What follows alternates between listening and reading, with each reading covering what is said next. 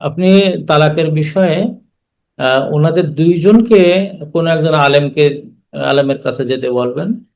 কারণ তালাকের বিষয়টা এমন যে তৃতীয় পক্ষের কথা বলে কোনো সময় ফতোয়া দিতে নাই। এটা আমার উস্তাদদের বারণ, এবং আমি আমার জীবনের দুই তিনটি অভিজ্ঞতা এমন আছে, খুব নিকৃষ্ট অভিজ্ঞতা, যে একজনের কাছ থেকে শুনে আরেকজনের ফতোয়া দেওয়া, বা শুনে শুধু না লিখে শুধুমাত্র ফতোয়া দেওয়া, কারণ একটা বাক্যের কারণে একটা চেঞ্জ হয়, হুকুম চেঞ্জ হয়। এই জন্য আমি তালাকের কোনো মাসআলা এই ধরনের ফোরামে দেই না।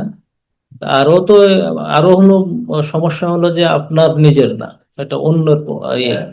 এখানে শব্দের বেশ কম, এটা বড় জিনিস। ওনাদের দুইজনকে, স্বামী এবং স্ত্রীকে বলবেন কোনো একজন আলেমের সাথে যোগাযোগ করতে। ওনাদের পাশের যে মসজিদ আছে, এই মসজিদে আলেমের সাথে কথা বললে ওনারা খুব ভালো একটা সমাধান দিয়ে দেবেন। এটা এইভাবে অনলাইনে তালাকের কোনো মাসলা আপনারা শুনবেন না, এটা ঠিক না। কারণ একটা শব্দের কারণে মানে তালাকের মাসআলা চেঞ্জ হয়ে যায়। আল্লাহ আপনাদেরকে ভালো রাখুন।